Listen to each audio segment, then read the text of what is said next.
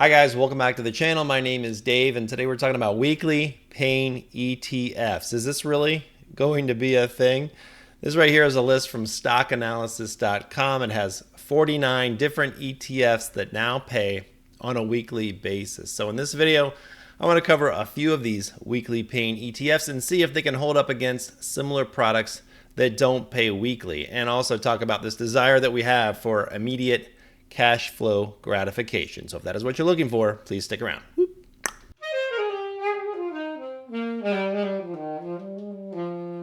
You know, when you have a less appealing product, one thing you can do is cover it up with some bells and whistles. And I sometimes wonder if things like this, paying weekly distributions, is a way to cover up maybe the flaws in a particular product. So that's what I want to take a look at today. I think the same way when it comes to yield. So really high yielding products, weekly paying, this kind of brings people in maybe for the wrong reasons, where we should be focused on total return in many ways. People want to get that income. I get it, but it's not always income. So I want to compare these to a few other existing products and see how they hold up. Now in this space and from this list, we primarily have products from Round Hill Investments, YieldMax, Defiance, Granite Shares, Rex Shares, and a few others. And most of these do have heavy distribution yields. So I grabbed my shopping cart and I picked a few from this list. And let's see what these weekly payers offer. And this is random. I'm just picking a few that I think sound interesting. I'm not searching for the best, but picking some that sound interesting for me to compare to other similar products that don't pay weekly distributions. Now, the first ETF that I picked out to talk about is QDTE. This is one of the first that offered weekly distributions. This comes to us from Round Hill Investments, and I have reviewed this product before, along with the sister fund, XDTE. So I'll link that video up above and below if you want to watch the full review. But QDTE is based upon the NASDAQ 100. XDTE is based upon the S&P 500. What they do is they buy deep in the money calls and they sell daily covered calls against the position to hopefully generate income. And they distribute that income on a weekly basis, and for that privilege they charge us 0.97% or 97 basis points to execute this strategy. So in my mind, comparable products in this realm would be things like QQQY, GPIQ, of course the underlying QQQ, that's what it's based upon. And also toss in QYLD. I'm not a big fan of that fund, but I'll put it on there as a comparison. And if we compare all those, total return, all those distributions factored back in, this is what we see for the last year. So QDTE is doing a decent job, up 21.87%. QYLD, not so much, down there around 10% in fifth place. And then we have GPIQ at 24.2%, looking pretty good. QQQY at 24.78%. And QQQ performing best at this point after this rally at 26.17%, right? This is following this recent rally off the bottom that started back in April. So in my mind, QDTE is a decent fund, but you still need to love those weekly distributions to pick QDTE over the better performers, in my opinion. So it falls a little short, but still a pretty good fund. You just have to love those weekly distributions to drive me to buy this. Now, the second ETF that I picked out is YMAG. This comes to us from YieldMax, and I tried to pick one ETF from each of the major providers that were on the list. And this holds the MAG 7 YieldMax ETF option strategies. So you can see they've got one from Meta, Nvidia, Google, Apple, Microsoft, Tesla, and Amazon all rolled into one. They own their own strategies, which are individual option strategies. And that makes us YMAG. Now, this option strategy uses a synthetic option position to act as if it owns the stock. Then it sells calls against that position. So they buy a call, sell a put. This provides us a delta of 1 that doesn't change really. It always maintains this relationship. So it acts as if we own the shares, and that allows us to sell calls against it. It's kind of expensive with a 1.12% expense ratio. That's pretty darn high. Does yield over 45%, which attracts a lot of people. I get it. It does pay you every single week, which attracts a lot of people. And what's a good comparison for this one? Well, I'm going to compare this to MAGS, and I think I've got that up here somewhere.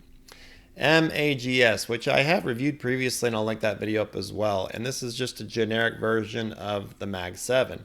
It just happens to be from Round Hill, which we have talked about. Now, this one does not have any yield. I know, very unattractive. Has a much lower expense ratio. That's good, no matter how you look at it. And if we look at performance, which is where? Here it is. We're going to see that YMAG is up about 27% for the last year. So that's pretty darn good, no matter how you slice it or dice it. But if you got rid of those option strategies and you paid less for this ETF, you get MAGs straight up on the stocks, up 38.8%. Now, there is something to be said about since we rallied, you can kind of see the separation. When we're on a decline, it starts getting closer together. When we start to rally, we see more separation. And that's where we sit right now. More separation and better performance with just straight up owning the MAG 7. And, so there is some hedging that goes on with these products. I get that. But I wanted to just give you a generic comparison, owning the MAG 7 or owning it with a strategy and paying more for the strategy. It's just not paying off during this period in time, so something to consider. By the way, all the charts I've been showing come from Seeking Alpha, and I am a Seeking Alpha affiliate. Personally, use Seeking Alpha every day, not just for getting updates on the market, but also for research on the many alternative ETFs that I cover. So if you are looking for a stock and ETF research tool, consider Seeking Alpha and check out the links below for discount offers. The next ETF that I picked is QQQY from Defiance ETFs, and this is another QQQ-based ETF that sells daily covered calls. Now, I'm kind of trying to stay in this area, right? Just talking about NASDAQ-related products, and we can see how they stack up. So this one charges us 1%, it pays us every single week like the rest, and it's yielding over 60%. So a very strong yield. But if we compare this to some of those other QQQ products that we've already talked about, well, let's see what the performance looks like. And from what I can tell, not so great so far. So it kind of joins QYLD. So QQQY, 10.7% over last year. And then we have QYLD just below it at 10.32%. And the rest of these kind of fall in that 21 to around 26%. So modeling the QQQ a little bit better. Now these might perform better. Maybe they have more aggressive option strategies in a declining market, but overall it is just not keeping up and it charges more for that underperformance. So for me, it's a no when I have these other options. Next up, we have TQQY. This comes to us from Granite Shares. It's the Yield Boost QQQ ETF. And this is a little bit of a wild thing to try to tame. And I'll say there are good times and bad times to release a product. And this one was released on 2/26/25, right before we started that large decline earlier this year. And it's based upon TQQQ, which is a 3x leveraged QQQ product. And by the way, then we're going to trade options with it. So what could possibly go wrong? Well, I'll show you. So in this case, it was released at a poor time, and you can see 3x leverage. It's just, you're right, it got destroyed right out of the gate. It's got an expense ratio here of 1.07%. It pays you every single week. And it looks like it's headed towards probably around 40% once we have a full year's worth of information. But so far, just, about a half a year. So, as far as performance goes for something like this, and by the way, we're taking a TQQQ 3x leverage product, and then we're adding options to the strategy to boost the income of this wild thing. So you see what kind of products we're getting into with some of these. So anyway, let's take a look at performance and see how it has held up. And not so well as far as performance since inception. So again, this is total return. All those distributions, yes, factored back in. And what do we get with TQQY by capping our upside on this during this recovery period is minus 5.5% because we're not letting the poor thing run. Whereas if you look at the underlying, it's up 21.95%. It's had an outstanding run. And I'll be the first person to tell you that TQQQ is not meant for long-term ownership. It's really meant for short-term periods where you're trying to, if you really got some insight and you think the Qs are ready to run, you buy it for a short period of time and then you take your profits or use it to hedge against something else. It's not really intended to buy and hold for a long period of time, but you can see good performance there. Something based upon it, right? Terrible. And obviously trailing just some of the natural QQ products again that we've talked about. So not a great product, rough so far, something that I'd probably stay away from, and a great example of when weekly distributions don't matter. Yield doesn't matter. Overall performance has been terrible. And the last one that I picked is ULTY from YieldMax, but I've had so many requests for this particular product that I want to do a full review.